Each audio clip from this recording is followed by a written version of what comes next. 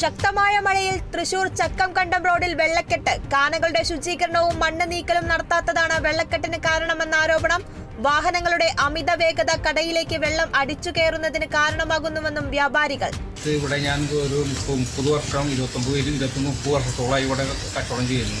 അവിടെ എല്ലാ പ്രാവശ്യവും മഴ വരുമ്പോഴും ഇതാണ് സ്ഥിതി. വണ്ടികൾ പോകുമ്പോൾ ഇവിടെ ഈ കടയിലേക്ക് ഓളം അടിച്ചു കയറിയിട്ട് കടയുടെ അകത്തേക്കും വെള്ളം വരും. അപകട ഭീഷണി ഉയർത്തി തൃശൂർ കണ്ടശാംകടവ് പാലം റോഡിലെ വൻമരങ്ങൾ. നിരവധി വാഹനങ്ങൾ പോകുന്ന പ്രധാന പാതയിലാണ് മരങ്ങളുടെ ഉണങ്ങിയ ചില്ലകൾ അപകട ഭീഷണിയാകുന്നത്. അധികൃതർ നടപടിയെടുക്കണമെന്ന ആവശ്യം ശക്തം. കനത്ത കാറ്റിലും മഴയിലും മരം കടപുഴകി വീണ് വൈദ്യുതി പോസ്റ്റും മതിലും തകർന്നു. കടപുഴകി വീണത് അന്തിക്കാട് സ്വദേശി സിയാദിന്റെ വീട്ടുതൊടിയിലെ മരം. KCB പ്രദേശത്തേക്കുള്ള വൈദ്യുതി ഓഫാക്കിയതിനാൽ അപകടങ്ങളുണ്ടായില്ല. ആലപ്പുഴയിൽ പുരോഗമന കലാസാഹിത്യ സംഘം ചെങ്ങന്നൂർ ഏരിയ കമ്മിറ്റിയുടെയും പെണ്ണുക്കര വിശ്വഭാരതി ഗ്രന്ഥശാലയുടെയും സംയുക്താഭിമുഖ്യത്തിൽ CMP അനുസ്മരണം നടത്തി. ആല ഗ്രാമപഞ്ചായത്ത് പ്രസിഡന്റ് KR മുരളീധരൻ പിള്ള അധ്യക്ഷത വഹിച്ചു. KSCMMSC ചെയർമാൻ MH റഷീദ് ഉദ്ഘാടനം ചെയ്തു.